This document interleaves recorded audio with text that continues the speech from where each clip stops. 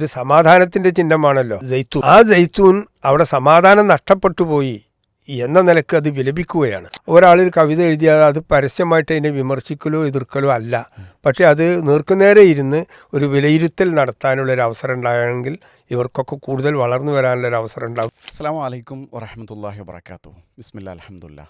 പ്രിയമുള്ള piece radio ശ്രോതാക്കളെ, piece radio സവിശേഷം പരിപാടിയിലേക്ക് എല്ലാവർക്കും ഹൃദ്യമായ സ്വാഗതം.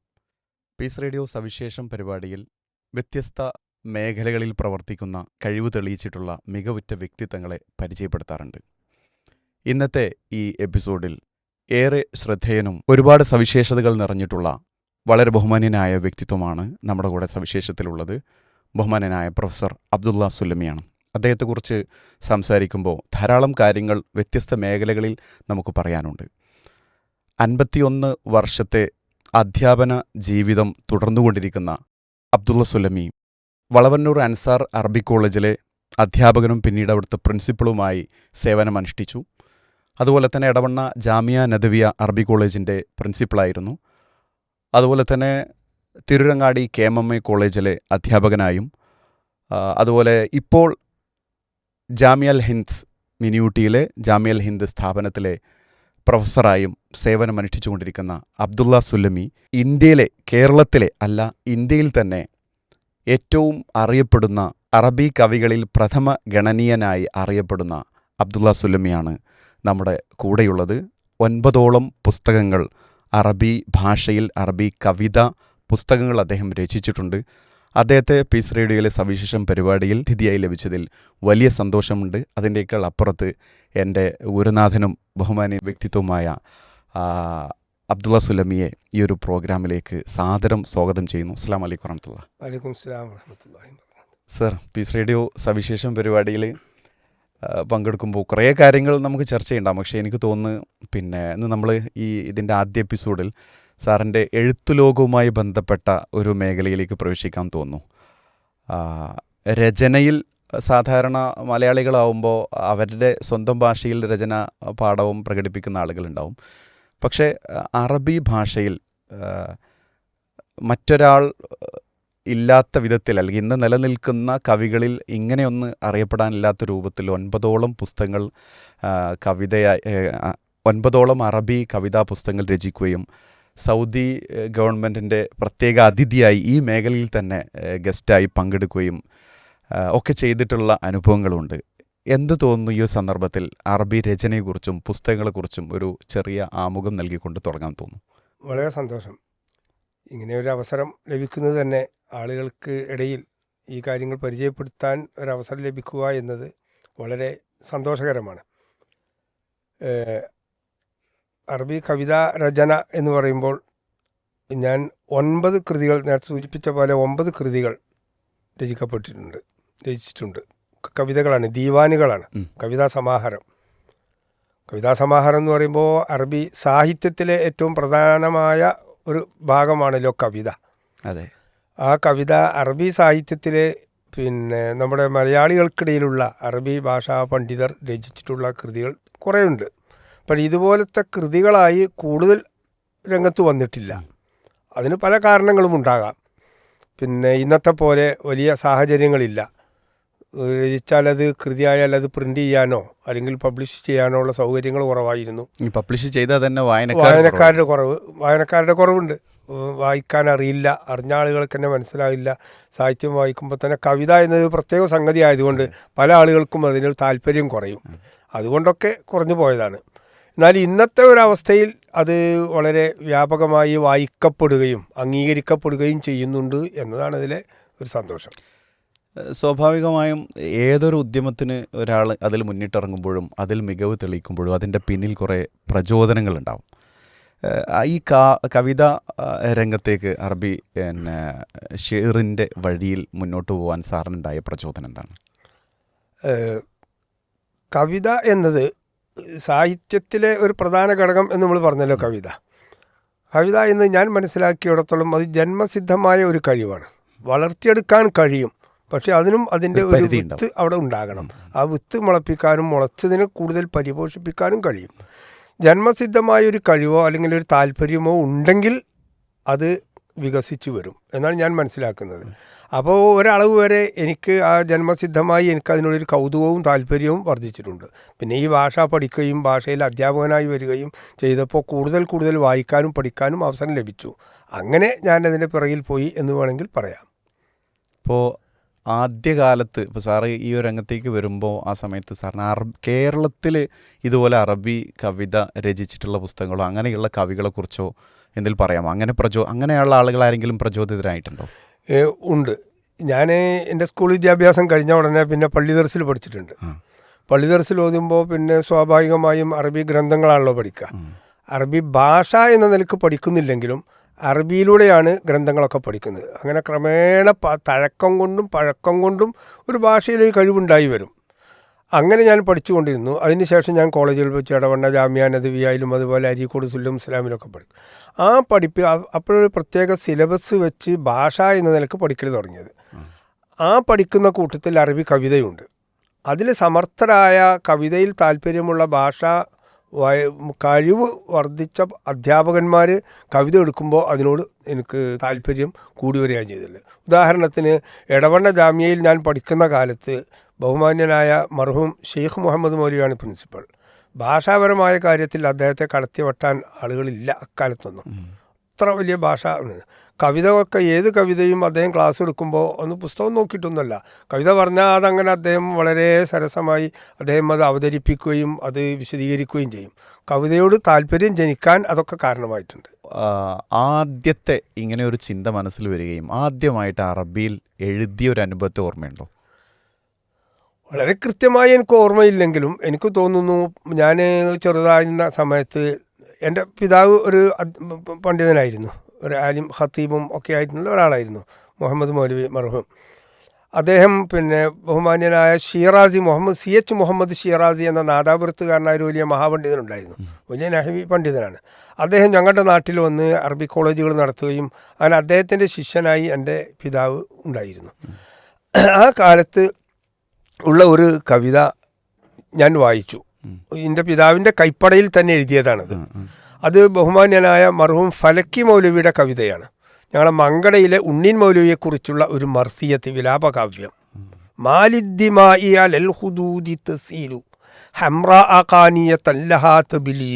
എന്നാണ് ഇത് തുടങ്ങുന്നത്. അപ്പോൾ എൻ്റെ പിതാവ് കയ്യിൽ എഴുതിയത്, കൈപ്പടയിൽ എഴുതിയത് ഒരു കടലാസിന് കിട്ടി. ഞാനതിങ്ങനെ തപ്പിപ്പിടിച്ച് വായിച്ചു നോക്കി. അർത്ഥമൊന്നും എനിക്ക് മനസ്സിലായില്ല, എന്നാലും എനിക്കതിങ്ങനെ വായിക്കാൻ തോന്നി. അപ്പോൾ ഞാൻ പള്ളി ദർസിൽ പഠിക്കൽ തുടങ്ങിയപ്പോഴൊക്കെ ആ കടലാസ് എൻ്റെ കയ്യിലുണ്ട്. പിന്നെ കുറച്ചൊക്കെ അറബി ഭാഷ വായിക്കാൻ കഴിയുകയും മനസ്സിലാക്കാൻ തുടങ്ങിയപ്പോഴാണ് ഇതൊരു നല്ല കവിതയാണെന്നും ഇതൊരു മർസിയത്താണെന്നും അത് ഇന്ന ആളെക്കുറിച്ചാണെന്നും ഇന്ന ആളെ എഴുതിയതാണെന്നും ഒക്കെ ഞാൻ പഠിക്കുന്നത്. അതാണ് എൻ്റെ ആദ്യത്തെ ഒരു കവിത എൻ്റെ ഓർമ്മയിലുള്ളത്. അതിനെ തുടർന്ന് പിന്നീട് ഞാൻ അരീക്കോട് സുല്ലം ഇസ്ലാമിലൊക്കെ പഠിക്കുന്ന സമയത്തൊക്കെ ചില കവിതകളൊക്കെ ഞാൻ കുറിച്ച് നോക്കിയിട്ടുണ്ട്. കുറിച്ച് എഴുതുകയും അന്നത്തെ മാഗസിനിലൊക്കെ എഴുതുകയും അതേപോലെ തന്നെ വായിക്കുകയും അധ്യാപകന്മാർക്ക് കാണിച്ചു കൊടുക്കുകയും ഒക്കെ ചെയ്തിട്ടുണ്ട്. അങ്ങനെ അത് മുതൽക്കാണ് ഞാനൊരു എഴുതണം എന്നെനിക്ക് തോന്നിയിട്ടുള്ളത്. അപ്പോൾ ഒരു ഔദ്യോഗികമായ രൂപത്തിൽ ആദ്യം പ്രസിദ്ധീകൃതമായിട്ടുള്ള കവിതാ പുസ്തകം ഏതായിരിക്കും? ഞാൻ ആദ്യമായി എൻ്റെ കവിതാ രചന അത് ഇപ്പോൾ ഈയിടെ അടുത്ത കാലത്ത് 2000-ന് ശേഷം ആണ് ഞാൻ പ്രസിദ്ധീകരിച്ചത്. അത് ശരി. അതിനു മുമ്പ് പ്രസിദ്ധീകരിച്ചിട്ടില്ല. മാഗസീനുകളിലൊക്കെ അവിടെ ഇവിടെ എഴുതിയുണ്ട്. അതേപോലെ തന്നെ കോളേജിലെ മാഗസീനിലൊക്കെ ചെറിയ ചെറിയ ഒറ്റ കവിതകളുണ്ടായിരുന്നു. ഒരു പുസ്തകമായിട്ട് എഴുതിയില്ല. 2007 ഞാൻ റിട്ടയർ ചെയ്യുന്നത്. റിട്ടയർ ചെയ്യുന്നതിനോടനുബന്ധിച്ച് ഞാൻ അതൊന്ന് പ്രസിദ്ധീകരിക്കണമെങ്കിൽ തോന്നി. ഞാൻ പ്രസിദ്ധീകരിച്ചു, അവിടെ അവതരിപ്പിച്ചിട്ടാണ് ഞാൻ അവിടെ നിന്ന് ഇറങ്ങിപ്പോകുന്നത്. അതിനുശേഷമാണ് സ്വതൻ മിനൽ ഖഫസ് കൂട്ടിൽ നിന്നുള്ള ഒരു പ്രതിധ്വനി എക്കോ എന്നാണ് സ്വതം എന്ന പേരിലാണ് അത് പ്രസിദ്ധീകരിച്ചത്. അതിൻ്റെ ഒരു തീം എന്താണ് ശരിക്കും വരുന്നത്? കൂട്ടിൽ നിന്നുള്ളത് പറയുമ്പോൾ കൂട്ടിൽ എൻ്റെ ജന്മദേശം കൂട്ടിലാണ്. പിന്നെ ഒരു പക്ഷിയുടെ കൂട്, ആ കൂട്ടിലിരുന്ന് ഒരു പക്ഷി വിലപിക്കുന്നതോ കരയുന്നതോ അതിനെ കൂട്ടിലടച്ച ഒരു കിളിയുടെ ഒരു മാനസികമായ ഒരവസ്ഥ എന്ന പോലെ മനുഷ്യരെല്ലാം കൂട്ടിലടക്കപ്പെട്ടവരാണ്. അവർ സ്വതന്ത്രരല്ല, ഒരു പരിധിവരെ അസ്വതന്ത്രരാണ്.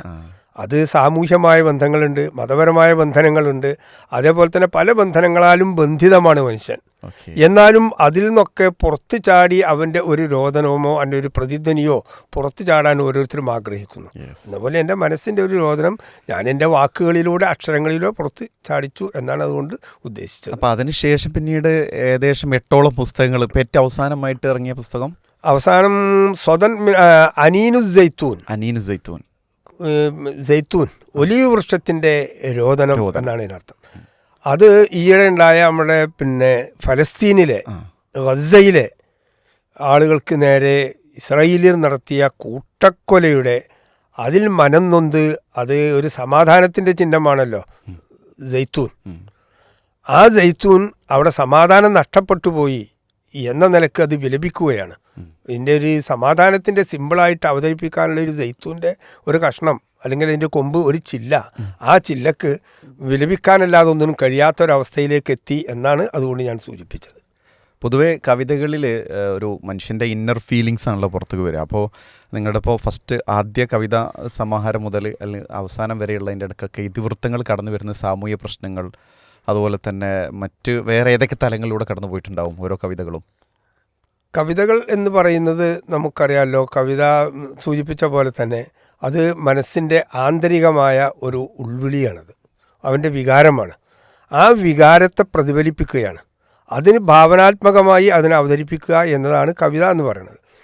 അപ്പോൾ അതുകൊണ്ട് തന്നെ ചിലപ്പോൾ പലപ്പോഴും കവിതകൾ പരിഭാഷപ്പെടുത്താനും കഴിയില്ല. ഒരു കവിത തോന്നുന്നു മലയാളത്തിലാക്കുക അല്ലെങ്കിൽ മലയാളത്തിൽ നിന്ന് അറബിയിലാക്കുക എന്ന് പറഞ്ഞാൽ പ്രയാസപ്പെടും. പരിഭാഷപ്പെടുത്തുമ്പോൾ നഷ്ടപ്പെടുന്നത് എന്താണോ അതാണ് കവിത എന്നാണ് പറയാറ്. അതുകൊണ്ട് തന്നെ ഒരു അറബിയിൽ ഒരു കവിത വായിക്കുമ്പോൾ ഉണ്ടാകുന്ന ഒരു വികാരം അത് പരിഭാഷപ്പെടുത്തി ആ പരിഭാഷ വായിക്കുമ്പോൾ ഉണ്ടായിക്കൊള്ളുന്നില്ല. ഒരു പരിധിവരെ ഖുർആൻ പരിഭാഷപ്പെടുത്തുമ്പോഴും അങ്ങനെ സംഭവിക്കും. അതുകൊണ്ടാണല്ലോ തർജുമത്തുൽ ഖുർആൻ എന്ന് പറയാതെ തർജുമത്തു മഅനിൽ ഖുർആൻ എന്ന് പറയുന്നത് അതുകൊണ്ടായിരിക്കും എന്ന് എനിക്ക് തോന്നുന്നു. അങ്ങനെ അപ്പോൾ ഞാൻ ചോദിച്ചതെന്ന് വെച്ചാൽ അതൊക്കെ അതിൽ സാറിൻ്റെ ഈ ഇതിവൃത്തങ്ങൾ വരുമല്ലോ അല്ലേ? അതെ, ഇതിവൃത്തങ്ങൾ എന്ന് ഞാൻ പറയുമ്പോൾ എൻ്റെ കവിതകൾ അധികവും റൊമാൻറ്റിക് കവിതകളാണ്. മനുഷ്യൻ്റെ ആന്തരികമായ വികാരങ്ങളെ പ്രതിഫലിപ്പിക്കുന്നതാണ് റൊമാൻറ്റിക് എന്ന് പറഞ്ഞത്. മറ്റേ ആളുകളുടെ മദ്ഹ് ചെയ്യുന്നത്, പുകഴ്ത്തുന്നത്, അല്ലെങ്കിൽ ആളുകളെ അധിക്ഷേപിക്കുന്നത്, അല്ലെങ്കിൽ വർണ്ണനകൾ, അങ്ങനെ അതുപോലെ സാമൂഹ്യമായ പ്രശ്നങ്ങളോടുള്ള പ്രതികരണങ്ങൾ പലതും ഉണ്ടാകും. അതിനേക്കാളൊക്കെ അതൊക്കെ ആളുകൾക്ക് വേണ്ടി എഴുതുന്നതാണ്. റൊമാൻറ്റിക് കവിതകൾ എന്ന് പറയുന്നത് അയാൾക്ക് വേണ്ടി എഴുതുന്നതാണ്. ഞാൻ എനിക്ക് വേണ്ടി പറയുന്നു, എൻ്റെ മനസ്സിൻ്റെ വികാരം എനിക്ക് പറയണം, അത് നിങ്ങൾ വായിച്ചില്ലേ, വായിച്ച് നിങ്ങൾ അനുകൂലിച്ചോ പ്രതികൂലിച്ചോ അതെൻ്റെ വിഷയമല്ല, എൻ്റെ മനസ്സിലുള്ളത് എനിക്ക് പുറത്ത് പ്രകടിപ്പിക്കണം, അതാണ് റൊമാൻറ്റിക്. ഞാൻ അങ്ങനെയാണത് എഴുതുന്നു. അതിലധികവും സ്നേഹവും അതേപോലെ തന്നെ അതുപോലുള്ള വിഷയങ്ങൾ വരും. പുറമെ ഇപ്പോൾ നമ്മുടെ കലാമിറ്റീസ്, നമ്മൾ കാലവിപത്തുകൾ പറയുന്നു. ഇപ്പോൾ നമ്മുടെ സുനാമി, ആ സുനാമിയെക്കുറിച്ച് 3-4 കവിതകൾ ഞാൻ എഴുതിയിട്ടുണ്ട്. അതുപോലെ തന്നെ നമുക്ക് വളരെ പ്രിയപ്പെട്ട നമ്മൾ ആദരിക്കുന്ന ആളുകളുടെ മരണം നമ്മൾ ദുഃഖിക്കുമ്പോൾ വിലാപ കാവ്യങ്ങളായിട്ട് മർസിയത്തായിട്ട് എൻ്റെ കവിതയിൽ വന്നിട്ടുണ്ട്. അങ്ങനെയുള്ള കവിതകളും ധാരാളമുണ്ട്. പിന്നെ സാന്ദർഭികമായ ചില കവിതകൾ, ഇപ്പോൾ ചില ആളുകൾ മഹാവ്യക്തിത്വങ്ങൾ വരുമ്പോൾ അവരൊന്ന് നമുക്ക് ഒന്നൊരു അവരെ അഭിവാദ്യം ചെയ്യാനോ ആദരിക്കാനോ വേണ്ടി ഒരു സദസ്സിന് വേണമെങ്കിൽ അങ്ങനെയൊക്കെ ഇടയ്ക്കിടയ്ക്ക് കവിതകൾ നമ്മൾ എഴുതാം. അതിപ്പോൾ ഒരു നിമിഷ കവിത എന്ന രൂപത്തിൽ ആ സമയത്ത് ഉണ്ടാക്കാറുണ്ടോ? മിക്കപ്പോഴും ഒരുപാട് സമയം ഞാൻ അതിന് വിനിയോഗിക്കാറില്ല. മിക്കപ്പോഴും ഒരു കവിത ഇപ്പോൾ വേണം എന്ന് പറഞ്ഞാൽ ഒരു അതിഥി വന്നാൽ, ഇപ്പോൾ ഉദാഹരണത്തിന് പറയുകയാണെങ്കിൽ ജാമിയ അൽ ഹിന്ദിൽ ഇപ്പോൾ ഏതെങ്കിലും ഒരു വിശിഷ്ട വ്യക്തിത്വം വന്നാൽ, അപ്പോൾ അവിടുന്ന് എന്നോട് അല്ല നമുക്കിങ്ങനെ ഒരു അതിഥി ഉണ്ടല്ലോ, നമുക്കിന്ന് കവിത വേണ്ടേ, അല്ലെങ്കിൽ നാളെ വരുന്നുണ്ട് കേട്ടോ, ചിലപ്പോൾ നാളെ വരുന്നത് ഇന്നാണ് എന്നോട് പറയാം. അപ്പോൾ തലേന്ന് രാത്രി ആയിരിക്കും ഞാൻ ചിലപ്പോൾ ഇരുന്നിട്ട് അത് എഴുതുന്നത്. ചിലപ്പോൾ അവിടെ വന്നതിന് ശേഷം അവിടെ ഇരുന്നിട്ടും പെട്ടെന്ന് ഉണ്ടാക്കുന്ന കവിതകളും ഉണ്ട്. പക്ഷെ അതിലൊക്കെ ചില തിരുത്തുകൾ ആവശ്യമായിരിക്കും. പക്ഷേ തിരുത്താനൊന്നും ഒഴിവ് കിട്ടാതെ തന്നെ ഞാനത് അവതരിപ്പിക്കാറാണ്.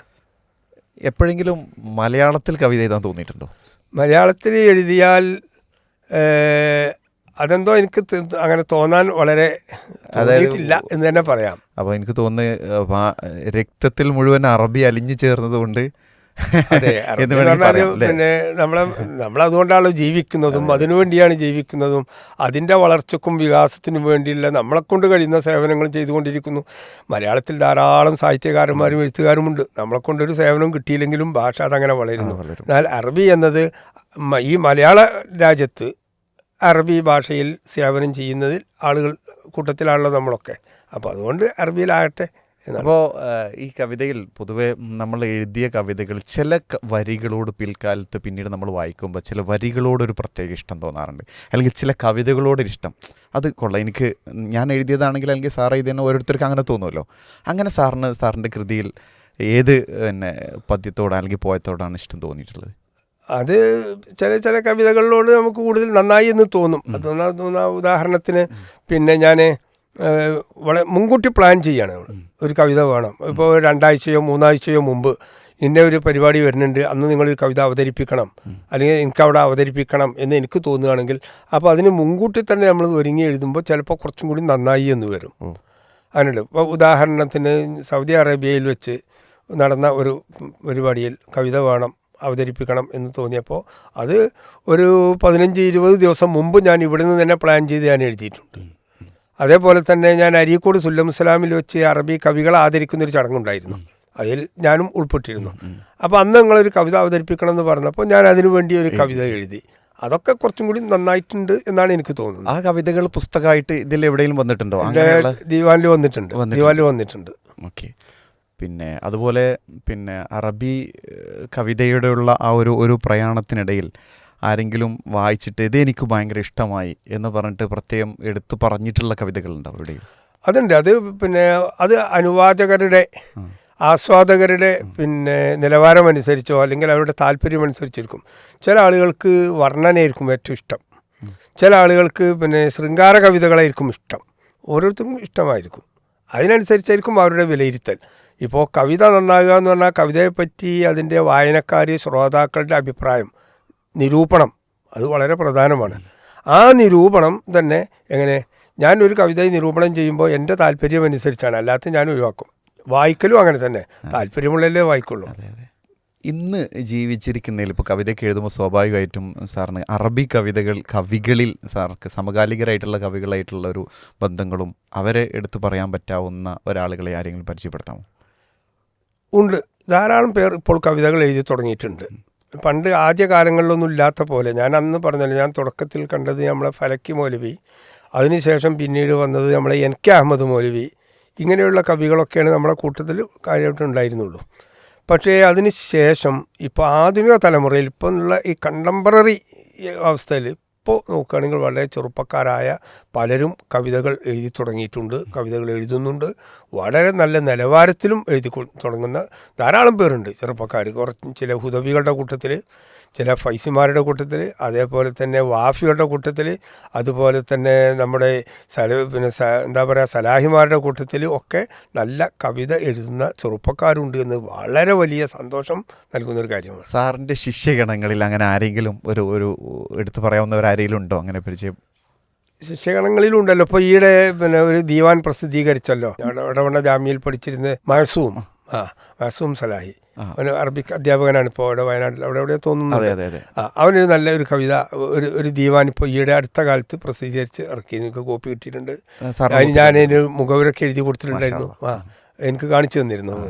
അപ്പോൾ പിന്നെ വളരെ ചെറുപ്പമാണ് മഹസൂം, വളരെ ചെറുപ്പമാണ്, പക്ഷേ നല്ല നിലവാരം പുലർത്തുന്നു. അദ്ദേഹത്തിന് നല്ല ഒരു ഭാവിയാണ് ഞാൻ ആ വിഷയത്തിൽ കാണുന്നത്. ഓക്കെ.